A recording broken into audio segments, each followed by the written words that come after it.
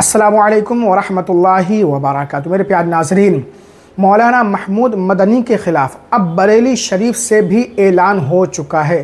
مولانا توقیر رضا خان صاحب نے مولانا محمود مدنی کے حوالے سے ایک بہت بڑا چونکانے والا بیان دیا ہے۔ میں چاہتا ہوں پہلے آپ مولانا توقیر رضا خان صاحب کا بہت ضروری بیان ہے، ایک بار سن لیں۔ لیکن سدبھاونا میں اتنے ہم غرق ہو جائے کہ عمر اور اللہ کو ایک کر دیں تو پھر بچتا کیا ہے؟ ویسا نہیں چلے گا۔ نہیں، دیکھیے اسلام کی کچھ حدود ہیں، بالکل ان حدود سے جو باہر گیا وہ گیا۔ اپنی حدود سے تجاوز کرنے کی کسی کو اجازت نہیں ہے۔ جو تجاوز کر رہا ہے وہ بھی غلطی کر رہا ہے۔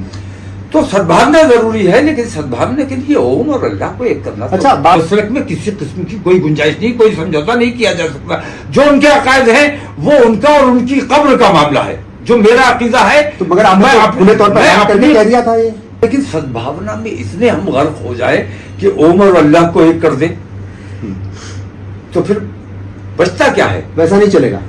نہیں، دیکھیے اسلام کی کچھ حدود ہیں، بالکل ان حدود سے جو باہر گیا وہ گیا۔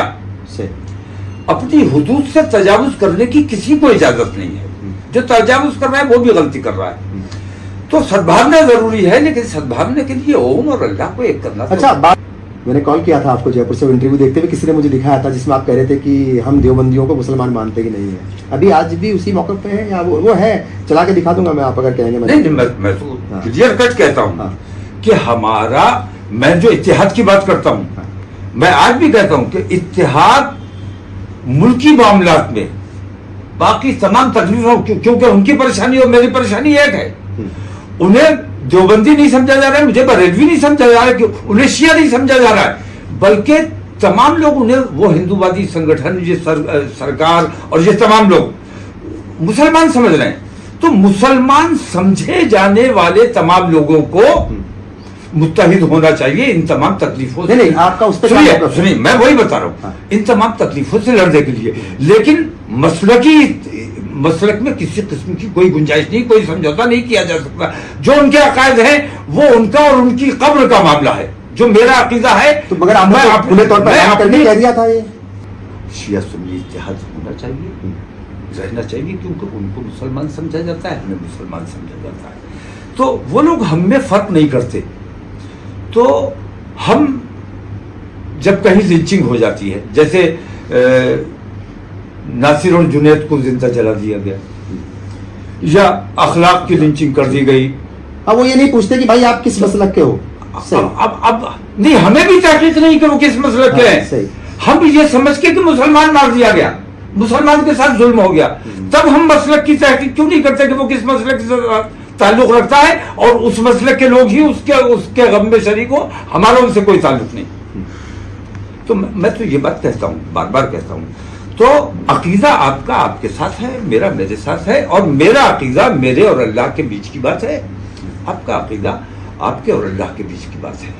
بالکل ٹھیک ہے، عقیدے میں کسی قسم کا کوئی سمجھوتا نہیں، لیکن باقی ملکی معاملات میں ہمیں اور آپ کو نہیں، بلکہ ہمیں ہندو سماج کے بیچ جو باشعور لوگ ہیں، جو صلح پسند لوگ ہیں، جو اچھے اخلاق کے لوگ ہیں، ان کے ساتھ ہمیں دوستانہ ماحول بنانا چاہیے۔ آپ کو منظم سازش چل رہی ہے مسلم بستیوں میں، آپ جا کے دیکھو، منظم طریقے سے مسلمانوں کے نوجوانوں میں نشہ عام نشہ، تقریباً سب جگہ عام نشہ، اور پورے ہندوستان میں دیکھ رہا ہوں۔ بالکل کوئی صوبہ اور کوئی شہر اس سے بچا ہوا نہیں ہے۔ سچائی ہے۔ مسلمانوں کو ذلیل کرنے کا کام، مسلمانوں کی بستیوں کا آپ حال دیکھیے جا کے۔ سرکار ہماری ہے، ہماری بنائی ہوئی ہے۔